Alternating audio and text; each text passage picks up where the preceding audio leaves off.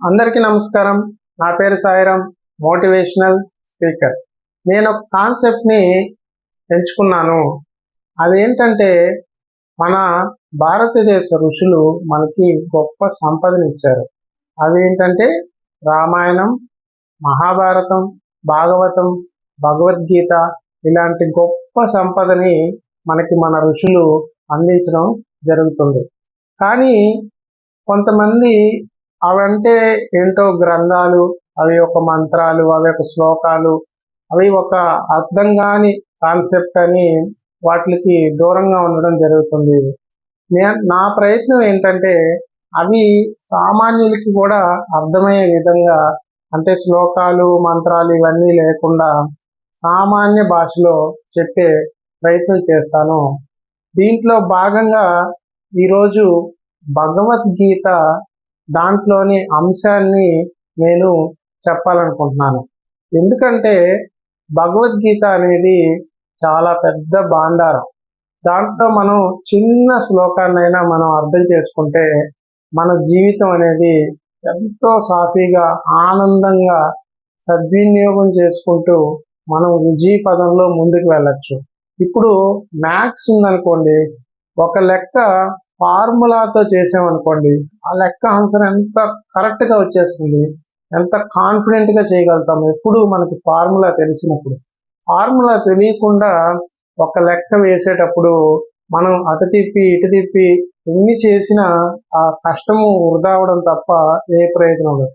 అలాగే భగవద్గీతని మనం ఒక ఫార్ములాగా మన జీవితంలో అన్వయించుకుంటే ప్రతి ఒక్క పాయింట్, ప్రతి ఒక్క శ్లోకం ఒక పాయింట్గా తీసుకొని ఒక ఫార్ములాగా మనం కానీ జీవితంలో దాన్ని అన్వయించుకుంటే, ఆ ఫార్ములాను అప్లై చేస్తే మన జీవితంలో వచ్చే సమస్యకి ఆ ఫార్ములాను కానీ అప్లై చేస్తే ఖచ్చితంగా సొల్యూషన్ దొరుకుతుంది. మనం ఎక్కడ ఆందోళన చెందకుండా చాలా చాలా చాలా సాఫీగా, హ్యాపీగా మన జీవితం గడిచిపోతుంది. దానికి ఉదాహరణగా కృష్ణ భగవానుడు అర్జునుడికి ఏం చెప్పాడు అంటే భగవద్గీతలో, నువ్వు కర్మ చెయ్యి, ఫలితం మీద దృష్టి పెట్టవద్దు, ఫలితమును ఆశించవద్దు, ఫలితంతో సంగం పెట్టుకోవద్దు అని చెప్పాడు. ఫలితం మీద నీకు అధికారం లేదు అని చెప్పాడు. అంటే నేను ఇది వినగానే ఫస్ట్ నాకు వచ్చిన డౌట్ ఏంటంటే, అసలు ఫలితం ఆశించకుండా ఏ పనైనా మనిషి ఎందుకు చేస్తాడు? సామాన్యంగా చేయలేరు కదా అట్లాగా. అంటే ఇప్పుడు ఎగ్జామ్స్ రాయాలి, పాస్ అవ్వాలి అని కదా చదువుతాము. ఎగ్జామ్స్ బాగా రాయాలి, నేను పాస్ అవ్వాలి, మంచి మార్క్స్ రావాలి అని ఏ స్టూడెంట్ అయినా చదువుతాడు. అసలు రిజల్ట్స్ గురించి ఆలోచించకుండా చదవలేం కదా. అంటే నేను పాస్ అవ్వాలి, నేను మంచి మార్కులు రావాలి అని అనుకోకుండా ఆ యొక్క ఫలితం గురించి ఆశ పెట్టుకోకుండా చదవడం ఎట్లా ఉంటుందో, ఇదేంటి ఇట్లా ఫలితం మీద నువ్వు దృష్టి పెట్టద్దు, రిజల్ట్ గురించి నువ్వు ఆలోచించొద్దు, నీ పని నువ్వు చెయ్యి అన్నాడు కృష్ణుడు. ఇదేంటి ఇట్లా లాజిక్ లేదే అని నేను వినంగానే ఫస్ట్ నాకు వచ్చిన ఆ యొక్క డౌట్ ఇది. తర్వాత నేను వివరణ బాగా వినగా గురువు ద్వారా నాకు చాలా చాలా చాలా స్పష్టంగా అర్థమైంది. ఒక పాయింట్ మాత్రం నాకు బాగా అర్థమైంది. అదేంటంటే శ్రీకృష్ణ భగవానుడు పెద్ద సైకాలజిస్ట్. అది మనం ఖచ్చితంగా నోటీస్ చేయాలి. ఎందుకంటే పని చేయి, ఫలితం ఆశించు, పని చేయి, ఫలితం మీద దృష్టి పెట్టకు, పని చేయి, ఫలితం మీద నీకు అధికారం లేదన్నాడు. ఏంటి ఇట్లా అనేసాడు అనుకుంటాం కదా.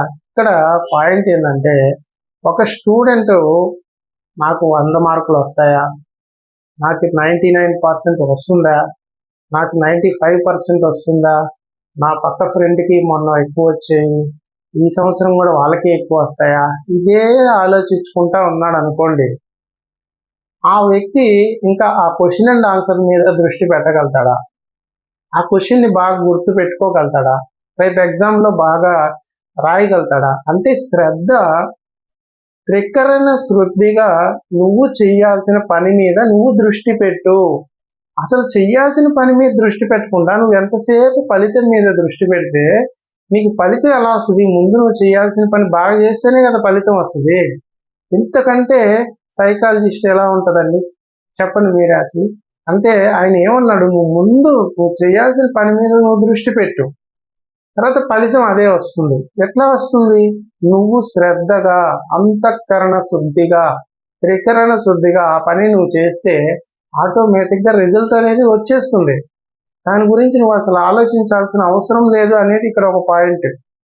ఇది ఒక పాయింట్. నెంబర్ 2 ఏంటంటే, ఫలితం అనేది నీ యొక్క పని అయిపోయిన తర్వాత వచ్చే రిజల్ట్. ఇప్పుడు నెలంతా పని చేసి నెల తర్వాత జీతం వస్తుంది.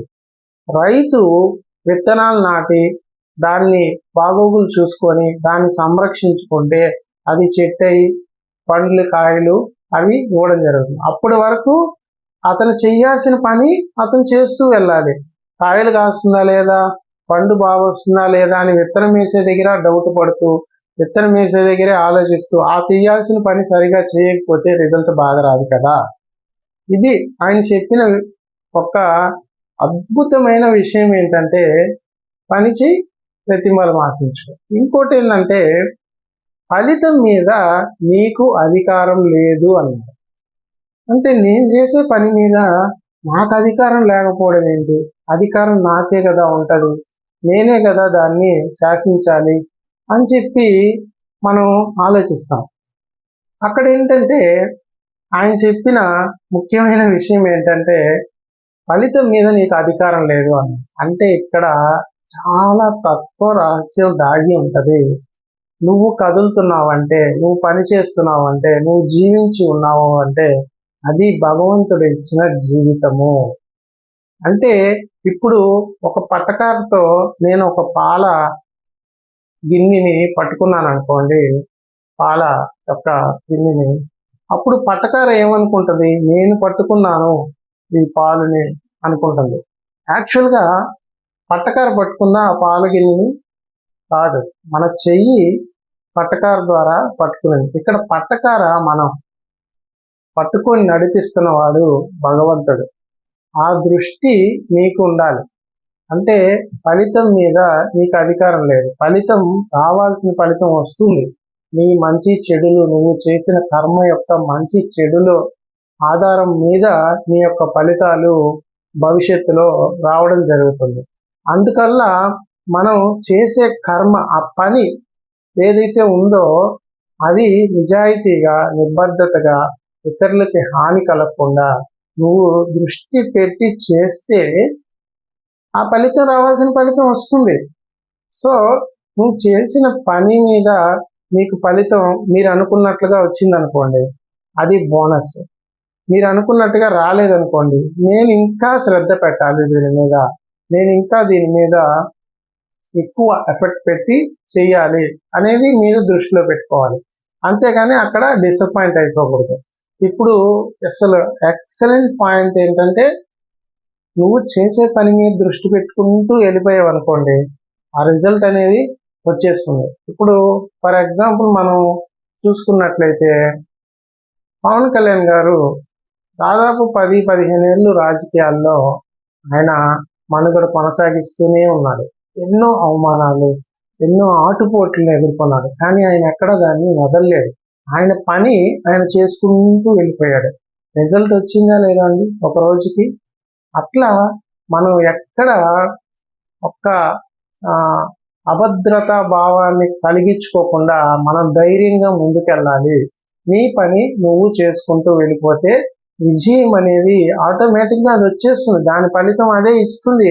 ఆ కర్మే దాని ఫలితాన్ని ఇచ్చేస్తుంది. భగవంతుడు మన యొక్క కర్మల ఫలితాల యొక్క ఫలితాన్ని ఖచ్చితంగా ఇచ్చి తీరుతాడు.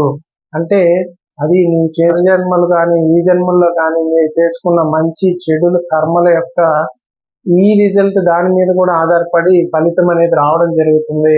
అది ఏ ఫలితం వచ్చినా అది నీదే, నీకు వచ్చింది అన్నట్లుగా నువ్వు భావించాలి అని ఇక్కడ భగవద్గీతలో శ్రీకృష్ణుడు చెప్పడం జరుగుతుంది. ఇక్కడే మనం ఇటువంటి ఫార్ములాలు చాలా చాలా చాలా అనంతంగా ఉంటాయి భగవద్గీతలో. అక్కడ ఈ కర్మణ్యేవాధికారస్య అనే శ్లోకంలో మనం కర్మని చేసుకుంటూ వెళ్ళిపోతే ఫలితం వచ్చేస్తుంది అని చెప్పి క్లారిటీగా ఇందులో మన యొక్క జీవితాన్ని రామాయణం, మహాభారతం, భగవద్గీత ఇలాంటి గ్రంథాలు, పురాణ ఇతిహాస గాథలు మన జీవితాన్ని రైట్ మార్గంలో నడిపిస్తాయి. ఇది సత్యం. వీటిని చదవడం కాదండి, వినడం కాదండి, వాటితో ఆపేయకుండా చదవడం, వినడం మాత్రమే కాదు, వాటిని ఒక ఫార్ములాగా మన జీవితంలో అన్వయించుకొని ముందుకు నడుచుకుంటే ఆ యొక్క జీవితం అద్భుతంగా ఉంటుంది. మహానుభావులందరూ అట్లాగే జీవితాన్ని సాధించి తీరారు. ఇక్కడ ఇదే శ్లోకానికి సంబంధించి నేను ఇంకొక ఎగ్జాంపుల్ చెప్తాను. రీసెంట్గా మను బాకర్ గారు ఒలింపిక్స్లో షూటింగ్లో ఆమె మెడల్ సాధించడం జరిగింది. ఆమెని ఇంటర్వ్యూ చేస్తే ఆమె అన్న మాట ఏంటంటే, మీరు షూట్ చేస్తున్నప్పుడు మీ మదిలో, మీ మైండ్లో ఏ ఆలోచనలు మెదిలాయి అని ఇంటర్వ్యూరు అడిగితే ఆమె చెప్పిన సమాధానానికి నేను ఆశ్చర్యపోయాను. ఆమె ఏం చెప్పిందంటే, భగవద్గీతలో కృష్ణుడు అర్జునుడికి చెప్పిన మాటే నాకు మైండ్లో రన్ అవుతూ ఉంది. అదేంటంటే, నీ పని నువ్వు చేయి, రిజల్ట్ మీద ఫోకస్ పెట్టద్దు, పని మీద ఫోకస్ పెట్టు, రిజల్ట్ అదే వస్తుంది అని శ్రీకృష్ణ భగవానుడు చెప్పిందే నాకు గుర్తున్నది. నేను అలాగే చేశాను అని ఆమె చెప్పడం జరిగింది. చూడండి, ఒక భారతదేశంలో ఫస్ట్ మహిళా షూటర్ మెడల్ గెలిచిన, చరిత్ర సృష్టించిన మను గారే ఈ భగవద్గీతని ఇన్స్పిరేషన్గా, దీంట్లో శ్లోకాన్ని ఇన్స్పిరేషన్గా తీసుకొని నడుచుకొని ఆమె విజయం సాధించారు. ఇంతకంటే గొప్ప ఉదాహరణ మనకేం కావాలండి? అవి ఏమన్నా మన జీవితానికి నష్టం కలిగిస్తాయా? అన్వయించుకుంటే తప్పే ఉంటుంది, మన జీవితం మారుతుంది. ఆ ఫార్ములాతో మీ జీవితాన్ని మార్చుకోవచ్చు. ఇంకా భగవద్గీతలో కర్తవ్యం గురించి ఉంటుంది టాపిక్, అసలు ఎక్సలెంట్. అది నేను నెక్స్ట్ టాపిక్లో కర్తవ్యం గురించి చెప్పే ప్రయత్నం చేస్తాను. Thank you.